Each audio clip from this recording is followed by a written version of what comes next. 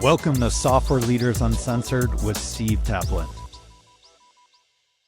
Welcome to Software Leaders Uncensored, where tech leaders drop the filters and just tell it like it is. I'm your host, Steve Taplin, serial tech entrepreneur. I have 30 companies under my belt. I've failed at 20 of those, and I've scaled 10 to success. And I turned that roller coaster of a ride into my book. It's called Fail Hard, Win Big. And it's my story of how I used failure as a superpower versus letting it take me down, and how custom software has been the key difference maker in every win that I have had. Now I am the CEO of Sonatify Technology. We're a nearshore custom software development company. We help other companies scale their software. And today we have a fun guest, Jason Birmingham out of New Jersey. Jason has been a consultant. He has been an innovator. He comes from a very unique background. He's a finance guy turned tech. Through being a management consultant with PwC, head of capital markets and finance at Fannie Mae, now CTO of Broadridge, which is a $6 billion company. Jason, welcome to the show. Hey, Steve. How you doing? Great to be here. If you would, Jason, take a few minutes and walk our listeners through the journey of your career. Will do. Yeah. You let the cat out of the bag, right? My journey to get here today is probably a little bit different than a lot of your guests, but it's been an interesting one and a fun one to be on. As you mentioned, my graduate degrees, my undergrad are all in finance. Kind of grew up on the business side of things, joined, management consulting right out of school, but got exposed, early on to the value that tech can bring in terms of driving transformation and driving business value. And, that really lit a spark in me because I'm passionate about transformation. You go through school and kind of learn what you learn. And just implicitly, I thought that transformation always happened on the business side. But what I learned pretty quickly was that the tech chairs are really the ones that drive the innovation, that drive the transformation, and kind of power businesses, even going back 25 or 30 years ago. So, that's where I got introduced to it. I was fortunate enough to have a mentor at Fannie Mae that really was the first person to talk to me about, how business and tech are, blending together and becoming more of an integrated thought. And that was even 20, 25 years ago at this point. So credit him with convincing me over a lot of late nights and dinners to make the jump and, dive in headfirst into capital markets, which is probably not the easiest place to start a technical journey, but very grateful that he was able to convince me during those conversations. And that led to, great things at Fannie Mae and the transformation we implemented there 5 or 10 years ago. And that's led me to Broadridge today. And, it's great to be here at Broadridge. We are at the intersection of financial services. We do everything from, low latency trading all the way up and down the trade life cycle to regulatory and governance and customer and investor reporting. So I get a chance to do almost everything in financial services, which is great. Kind of whets my appetite for something new every day. And it's a huge canvas to make a really, really positive impact on, not only for Broadridge, but more importantly for our customers. It has been a great journey. We're not done yet. We've got a couple more chapters in the book to write before we're done. But that's me in a nutshell. That's fantastic. And to put some, perspective on Broadridge, if any of the listeners aren't familiar with it, over 6 billion value company, over 15,000 associates. You settle 10 trillion in trades globally every day, 10 trillion. That's just an astonishing number with over 100 trillion in global assets under management tracked. So this is not a startup, to say the least. Being a CTO is one of the tougher roles over the past couple of years. And as you mentioned, most CTOs come up from the engineering side and have to learn then to manage people and then have to learn all the finance and business skills to talk to all the people who don't understand tech and what's really going on. And you've had to take the opposite path, which is fantastic. And you've had great success with that. What have you seen others made it to the CTO role in a similar path that you have? You're seeing it more frequently now, but I think, as I kind of came up through the ranks, I was definitely, probably a bit unique. I think that vision that the mentor mentioned that he had, 20, 25 years ago, whatever the math is now, time waits for no one, right? Well, you don't have any gray hair, so, Not yet. I got more grays than you, so. we're getting there every day. The fact that business and tech are coming together, they were very separate back then. If you think about even business and tech and ops, right? There was kind of a third wheel in that discussion back in those days in the early 2000s. Really seeing the value of bringing those together, was critical. I think everybody else is now caught up with that thinking. So you're seeing, people that are having a hybrid background, whether it's data science or business. You're seeing more people kind of getting involved in running tech as a business, because that's in essence what it is. And I think the other piece of this is really understanding that tech isn't something that's on the side of your business strategy. In a lot of ways now, tech is powering your business strategy, or the technology strategy is actually the business strategy. And I think that's something that we're seeing a lot of now at at Broadridge, is that these two things, it's hard to decouple them anymore. And so my background and experience really helped prep me for some of those kind of hybrid sorts of scenarios you mentioned. But look, tech is changing quickly every day, so it's never that you feel that you've got this thing mastered, right? You got to stay on your toes and keep moving with it. It's a moving target. Now, how did you land your role as CTO at Broadridge? I always like to ask this because good, bad, or indifferent, the CTO role has been tough. I know a lot of people out there are looking for roles or in between. So I always like to ask my guests how they got their role to be able to provide good insight for our listeners. I was fortunate enough to get, somebody interested while we were going through our transformation at Fannie Mae. So at Fannie, not to spend a ton of time on it, we replatformed, pre-trade, trading, operations, and finance. So the whole trade life cycle. It was a great story around taking a lot of legacy tech that had just kind of grown a little bit long in the tooth and was becoming, a bit of a risk in terms of our ability to trade and support, in Fannie's case, the U.S. housing market, which is one of the largest segments in the U.S. economy. It's not good when that has a problem. But to really be able to renovate that entire estate and drive a transformation, not only the technology and the architecture, but ways of working, really kind of flipping that model on its head and moving tech closer to the edges and closer to customers and closer to the business. So that was a huge step forward for us. Fortunately, somebody was watching that at Broadridge from afar. And I guess I impressed them enough in that regard that when we were done with the transformation at Fannie, they said, hey, let's talk. We need to do the same thing here at Broadridge. And that was 6 years ago. And so we're well on our journey toward transformation here as well. So combination of your reputation, your network and contacts you created doing the project got them to notice you. Love it. Yeah. And, Fannie has a, probably not as recognized as it was back then, just given where, Fannie Mae is in its journey today. But, the customer base and the banks and the institutions that were Fannie, that was another large kind of canvas to paint on, if you will, in terms of what we're doing. You get to touch a lot of players out there with what you were doing there. Absolutely do. And so it was a great place to kind of get the brand out, but also to advertise, the type of transformation that we were able to do there. Awesome. So talk about some current projects you're working on. Yeah, we're doing a lot of great stuff here. We're heavily, moving forward in AI and looking at agentic. Hard to be a CTO and say that you aren't doing that, but we have some very valid, business cases that we're looking at right now. I think that drive a lot of customer value, but also drive a lot of efficiency for us in terms of our own internal operation. But I think the thing that I think is really going to be the game changer for us is our integrated platform. And if you step back and just think about Broadridge's journey, for those that don't know a lot about it, we spun out of ADP in 2007, public, and have been quite acquisitive since then in terms of our business strategy. And what really was a post-trade and print sort of business when we spun out in 2007, we spent the intervening years really coloring in the white space with acquisitions and organic growth. And, that was great. And if you look at the stock price as one measure of success of a company and track it from 2007, it's an amazing story, right? Really a lot of credit to Rich Daley, who was the founder, and Tim Goki, who's taken over the reins post-Rich. But, that acquisitive strategy came with some costs. And we probably weren't always that great at integration. So you had, really, really functionally rich and deep products, but operating in silos. Couldn't integrate them, couldn't talk. And so, the value that you could create, out of that strategy was really just, what was the ROI you wrung out of each individual acquisition. And that leaves a lot of value untapped for us and a lot of value untapped for our customers. So the integrated platform strategy really is to say, we have a real strategic asset in these engines and assets that we've built or acquired.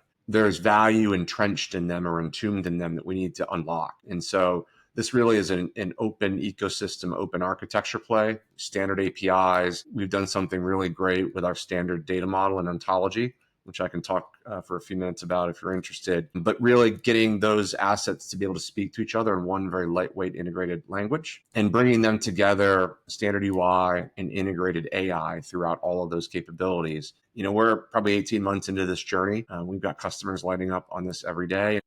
The technology I think is world-class and foundational, but being able to sit across the table from a customer and really tie out how does this drive value for you? How does it help you grow your business is quite satisfying, right? In ways we weren't really able to do that before we rolled this out. So that is our focus. We are out in market with it. We're having a great time doing it, but it is a tremendous leadership challenge because the transformation required to get, we probably have 100 core products across the enterprise up and down the trade life cycle. It's 100 teams that you need to bring along the way. And that is a journey in and of itself. So let's talk about your engineering teams, because you have over 2,000 engineers globally. Tell us how you manage that, how you run it. That's a big team. Yeah, it is. It is a very big team, and it's a great team. I think we're doing really really cool stuff. Look, just in terms of how we're structured, we're business aligned, and it's such a critical aspect of this. We have CTOs for our capital markets, our asset management, our wealth management, our regulatory, and our investor communications business segments, right? That covers the breadth of Broadridge. And, those CTOs are highly empowered, right? We try to get them to think full stack. In a lot of cases, they do have ownership of the infrastructure, so they are full stack. And I think that's critical, right? Trying to break the silos and the barriers down between even the technology teams is something that's helped us really accelerate our value and time to market. And then we have a couple horizontals. We have a platform engineering team and SRE teams that are really focused on building things once and getting them out for people to use, and really engineering them well from the start. And then the SRE team is just kind of radical about continuous improvement. And that's been a great introduction here in the last couple of years. Not necessarily a new concept in the industry, but something that was new to us. And then the chief architect function, which was something that we started 3 or 4 years ago, I think has been critical in our transformation around getting people to think design first, understand the problems, get to reusable patterns. And then we've paired that with an innovation lab, which the chief architect owns and really drives the prototypes and POCs that we then push out to the portfolios. So I don't think anything radical in terms of the model. We have gotten to truly cross-functional agile squads now of the product teams globally, which was a huge push that we just wrapped up a couple months ago. Not for the faint of heart if you haven't gone through it, because you touch every cultural, historical norm that a company has when you go through something like that. But that's already paying tremendous dividends for us in terms of our ability to get working software into customers' hands much more quickly than we could in the past. Now, are you guys, for your engineers, are you remote, hybrid, in office? Primarily hybrid. We try to get people in really organized around a sprint schedule. I don't think I'm that dissimilar to a lot of CTOs in saying that, you developers probably prefer being on their own most of the time and don't need to be sitting in a cubicle somewhere for time to be creative and do their own thing. But we didn't want people to miss out on the ability to collaborate in person with peers. And the developers, when they're being honest, will say that they actually enjoy that, right? So we structured it around sprints or design sessions or things where, we get people and the creative juices flowing. And that seems to be a good balance. I'd say probably, 2 days a week. On average, we're in an office somewhere globally. And I think it's been a pretty good model for us to date. Gotcha. How do you guys manage the global teams, the different time zones, making sure everyone's productive? That's a day-to-day challenge, right? I think for us, we've done some things here pretty well. We've been pretty insistent / maybe a little bit maniacal on having one integrated product backlog for all of our products, which sounds easy, but at least for us coming from a transformation perspective, that was not present, 2 or 3 years ago. So if you have one list of to-dos, it's got all the product and tech work in one place, and you've got teams geographically dispersed in squads, right? Same role structure with some parity there. We now have teams that can go to the top of a product backlog for that product and just pick off the next thing that's available and deliver back in. We have a very rigorous set of engineering standards now and automation that allows those teams to write code, check it in, and the quality of the product gets better every day. So I think being really diligent and thoughtful about those things has helped us govern, I think, those teams remotely. And we came from a place where we had pools of individuals everywhere. And, the question of who's doing what today was always on the tip of everyone's tongue. We now have, whether it's our global engineering dashboards, our DevOps pipelines, we have data on what's going on, and the teams have North Stars for each product. So that's helped us make sure that, we're limiting the spin as much as we can. Now, did you say earlier you had 100 or 1,000 core products? Probably 100. Okay. Products. Instances running in production is a different number. Right. And something that is top of mind for FY26 for us. But there's some legacy technical debt where Rather than having an engineering blueprint or an architecture, we would spin up branches and copy code and create different things for different customers. So that the integrated platform is really helping us harness that. And we have a very, aggressive and dedicated program to start to skinny up what is our production. So I'd imagine a lot was acquired through acquisition. You're probably dealing with different tech stacks for different things. How aggressively of approach do you go to standardizing and modernizing? Every deal now, I would say two things. We actually now have involved technology in due diligence, which up until a couple of years ago wasn't a thing. Two, we have a very detailed M&A process, and we can evaluate the tech through a series of automated tools now. So we have a very good idea of what we're buying before we sign the contract. And then now in every acquisition, there is a budget for integration. So we're not repeating the mistakes of the past that have led us to these silos and tech stack dispersion. In a lot of cases, right, we can also meet these products where they are. Everything can't be a mega project. So we've got some standard integration patterns that help them plug into the broader platform. But I think a lot of the value that we've gotten over the past couple of years was really getting the business teams to make sure that tech was at the table when we were doing the deals. Before it was, hey, we just bought something and here you go sort it out, which, to be fair to the teams, we actually were quite good at. But the technical debt and the cost of that over time just becomes too much for anybody to manage. So going back to your time at Fannie Mae, you helped kill 150 legacy systems. Monumental task. What advice do you have to companies who are maybe clinging to their old tech debt environments? What advice do you have, having a track record of moving through those very successfully? Yeah, look, I think tech, and especially tech that isn't maintained, never ages well, and it never gets better. So, we can go through the theater of, it's too hard, we don't know that we can do it, but all you're doing is just allowing the problem to get bigger. And that's what happened at Fannie, I think, for a long time, was people didn't want to do it, maybe didn't believe that we had the chops to do it, which is a fair question, right? Back then, these transformations are hard. And I think transformation is a skill set, not probably cut out for everybody, but you're not helping yourself, right? It feels maybe good to make that decision in the short term, but all you're doing is compounding your debt. And, by the time that you realize that has become, too big of a hole to dig out of, you're usually in a lot of trouble. And, we almost got there. I think we'd gotten to a point where we had a little bit of a burning platform issue. And luckily, we were able to convince the right people to move on with it and get us to a much more stable platform. I don't think that problem is unique to Fannie or any other company, right? It's hard. You've got to compete for dollars every year, in terms of what gets prioritized. And, look, 90% of those things don't go the right way. So there's a lot of data points that, if you want to have somebody who's not necessarily interested in change, it's not a far reach for them to go get, a bunch of data points off the shelf and start arguing about it. So, I think really helping the decision makers understand what the risk profile is. And, I think for us, and what really helped us was, we really embraced kind of that lean startup agile methodology. Right? Break things down into chunks, get value going early and often, get your architecture and design validated early. Before we made the big bet, we had things live in production that were strategically aligned to where we were going. And we built the confidence of the business leaders. We built the confidence of the board. And I think absent doing that, we never would have gotten the full green light to go do what we do. And I think if there was one thing I could tell leaders who are about to embark on that or are trying to pitch that idea internally, is really to get very comfortable with that kind of iterative steel thread MVP type mentality. Because if you can get those wins and you make them manageable enough, right, you'll be successful. And there's a lot of people who do want to change, but they don't maybe want to be the first ones to do it.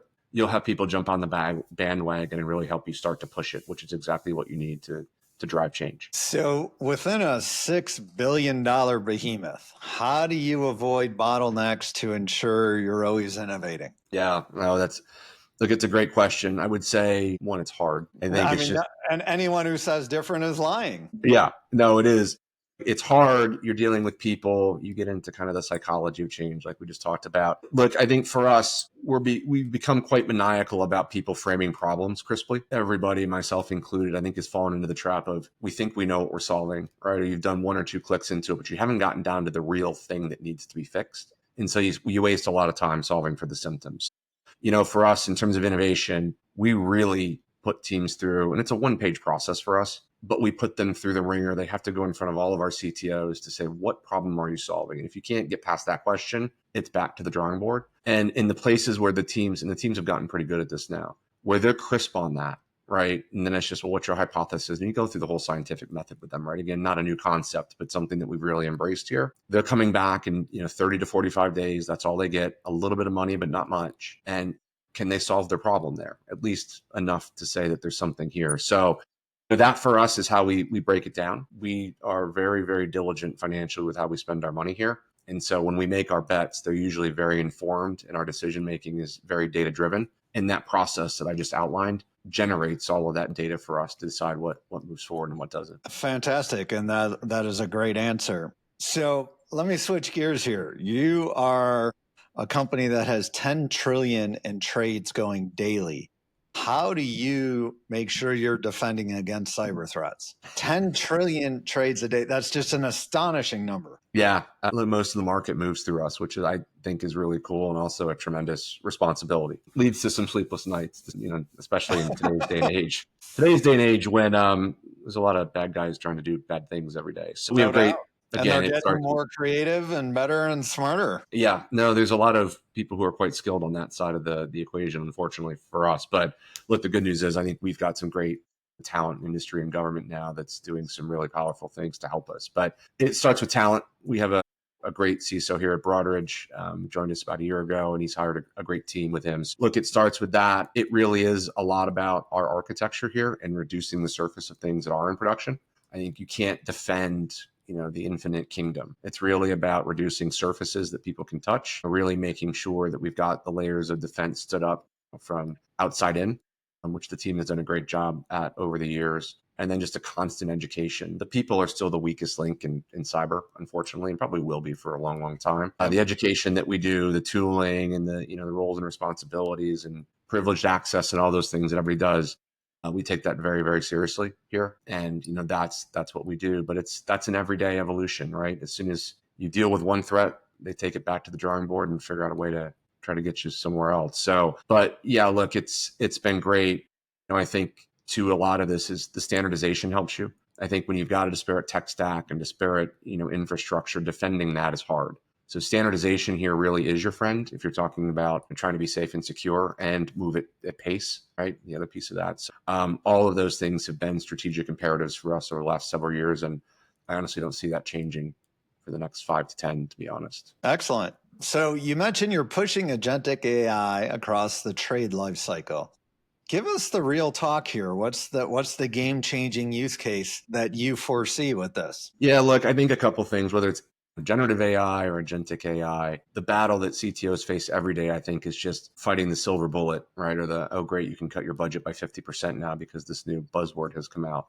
That's a real dynamic, right? I think I'm probably not the only person who faces that challenge. So, it's a responsibility, of someone in my chair to go through and really understand what are the opportunities of value and what are the economics or benefits that arise from that. And that goes back to what we do in our innovation lab and really kind of getting that business case built as we go so that whether it's our product or our business partners, they can see the value of what we're doing and why.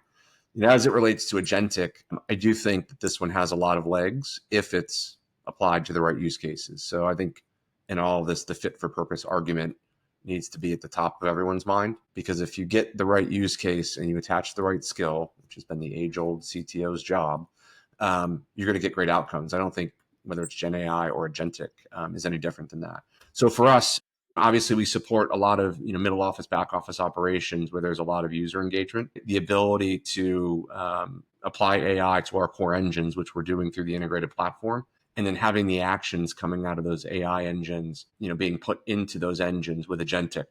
We have use cases in middle and back office for that. We have a very robust outsourcing business that supports most of the large banks globally. We're helping our operations professionals have more time actually analyzing their businesses versus keying in information with agentic. And we're using those agentic agents to actually feed data into the platform now. So all of this is part of one integrated strategy.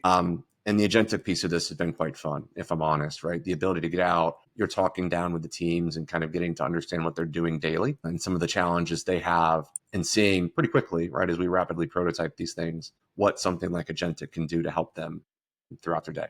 It's hard because any tool you're using now, there'll be a new version of another tool that's going to come out next week. And then the following week, it's definitely hard to keep up. Jason, you mentioned a great quote earlier. tech needs to run like a business. That's absolutely a strong quote. And based on how you came from the finance background, got your tech chops on the job, real world training, busting your butt, outworking everyone else, focused on learning. What advice do you have for CTOs who came from the engineering side to get those skills? Yeah, it's hard going either way, right? I mean, getting the tech skills was not an easy thing, and it took a lot of grit, determination, and probably a lot of stubbornness, to be honest, just to not fail, which felt like it was closer than not some days early on. But if you've grown up in more of a traditional engineering path, I'd say a couple things. One, you have to understand that businesses run on relationships. And so if you're not actively prioritizing your networking skills and building positive relationships with the business partners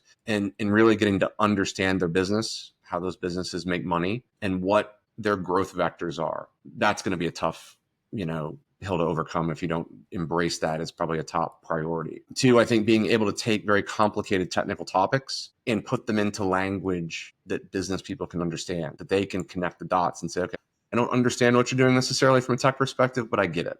And I can see, more importantly, how it's going to help me grow my business. Internal customers or external customers really aren't any different. That is critical. And then, yes, the budgeting and, the org design and leading large programs and the management side of things, there's plenty of traditional ways to do that. But I think being able to start small and find ways to learn those things off the critical path, trying to learn that when you're in the chair, in a C-level sort of discussion, one, you probably didn't make it there without learning that stuff, but you don't want to wait too long to get that stuff under your belt, because those are great areas to make big mistakes that get hard to recover from if you don't kind of know what you're doing.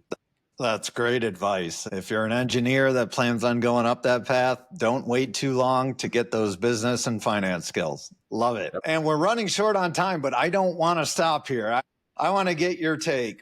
Will AI actually replace certain developers in the future or just turn them into productive superhumans? What's your take? Look, I think in the span of what's left in my career, I'm probably more in the productive superhuman camp and really helping people who do great things today be greater. Not the best grammatical sentence, but you get the sentence or the sentiment. Yeah, look, we're doing a bunch with tools to help developer productivity, and we found in a lot of cases that they're great at generating code right now, but not a lot of that code actually makes it into production without a lot of human touching. So in a lot of ways, we kind of refer to them as junior developers that probably need a senior developer's touch to get things to the right place. That will get better over time. I have no doubt in that, right? Especially as people start training data on internal data sets and internal code bases that are really good quality. I mean, people forget that a lot of these industry tools are trained on industry code, at least what's available. And I don't think a lot of that is really great code, to be honest. So it shouldn't be a surprise that some of that code isn't the best in terms of quality. We're looking now at taking code that we have certified as well-written Java or .NET or whatever you have, and starting to train our own models on that. And we think that that's going to be quite profitable for us in terms of getting more recommendations that are accepted by developers out of the box. So I do think that we're going to really help free up developers' time, certainly with administrative coding and those sorts of things, and allow them to be much more creative. And for us, I draw a distinction between developer and an engineer, right? I think we've come from a place, at least here at Broadridge, not unlike a lot of companies, we had a lot of developers, meaning people who could write a lot of code, right? The distinction between them and being an engineer, who I refer to as an engineer, is somebody who can solve a problem, right? Design a solution, problem solve it, and get the value out of it. We're on that journey today. I think it's really going to help our engineers do more engineering and less code slinging, if you will, which if you talk to them, I think is really something, because they're creative at heart. They don't want to admit it, but they love to create. And, I think this will give them more time to actually be creative, which I think is pretty cool. Well said. And I agree wholeheartedly. Jason, thanks so much for getting uncensored with us today. What you've built in your past, what you're building at Broadridge, is really what every tech exec wishes they could say they're doing. Keep making noise, keep kicking butt. Before we wrap, any final advice or truth bomb you'd like to give other tech leaders out there? Oh, look, just don't be afraid to take the first step. Do something that you're not comfortable with, right? Take the plunge. It really does. Fortune does favor the bold. Look, the failure, you're never going to get to where you're going without taking those lumps. Just make sure that you do them in a small enough way that you can recover from, right? There you go. Thank you for that plug. Hey, I was unscripted, right? I didn't even know. But that's really it. Look, I mean, the technology leader of the future should have a seat at the business table, has an opportunity to drive so much impact across any enterprise and really power the value that's going, out to the customers. And I find that so exciting. So I know a lot of the other CTOs and CIOs and senior tech leaders, they really, really enjoy seeing the fruits of their labor come to life. I would leave somebody with a thought to say, look, just make sure you've got yourself a seat at the table and make sure that you are seeing yourself drive the business value, right? Because that's where it's going in the future. And I don't know that light bulb is going off for everybody yet. I have a chance to talk to a lot of CIOs, in our daily travels here. And you can tell that some of them don't really view their job as that. And so if you're really looking to get to the top and be the best that you can, I think that's a mindset shift for everybody to kind of leap into. Awesome advice. Jason, thank you so much. That's it for this episode of Software Leaders Uncensored. I'm Steve Taplin. If you like the show, hit subscribe. If you didn't, well, kiss my butt. Tell your competitors about it. They could probably use the help. Remember to fail hard, win big, and make sure you're building what matters. Thanks, everybody. That's a wrap. Another great episode of Software Leaders Uncensored. Thank you guys so much for listening. I really appreciate it. It's a lot of fun doing this show. I love talking with great tech leaders. As a side note, if you're interested, check out my new book, Fail Hard, Win Big. This is the story of how I built 30 companies, failed on 20, and turned 10 into multi-million-dollar wins. The common thread with all of them was custom software. Also, if you need software development help out there, my company, Sonatify Technology, we deliver world-class software development engineers out of Latin America. We have a solid track record of helping companies launch better products and faster. Thanks again for listening. Appreciate it and appreciate you.